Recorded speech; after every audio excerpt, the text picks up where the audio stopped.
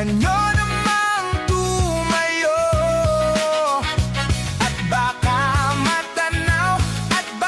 matanaw ninyo ang tunay na kalagayan ko.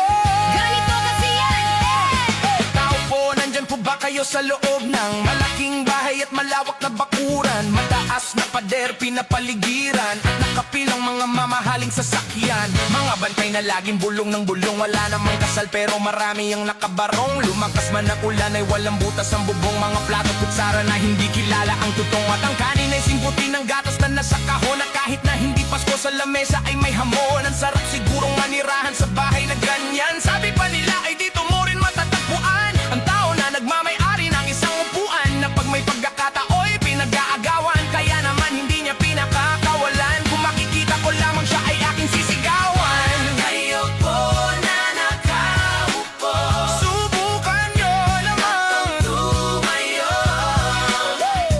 at baka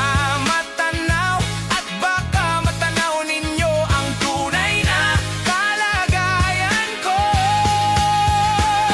Mawalang galang na po sa taong nakaupo. Alam nyo bang pantakal ng bigas namin ay di puno, ang dingding ng bahay namin ay pinagtagpit-tagping yero. Sa gabi ay sobrang init na tumutunaw ng yelo, na di kayang bilhin upang ilagay sa inumin. Pinakulong tubig sa lumang takuring uling-uling, gamit lang paggatong na inanod lamang sa estero, na nagsisilbing kusina sa umagay aming banyo. Ang aking inay na may kayaman ng isang kaldero, na nagagamit lang pag ang aking ama ay sumweldo. Pero kulang na kulang pa rin ulam na tuyot na siro. 50 pesos sa magapit pagkakasya, hindi ko alam kung talagang maraming harang o mataas lang ang bako.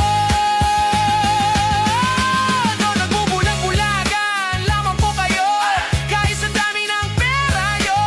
Walang doktor na makapagpapalinaw ng mata nyo.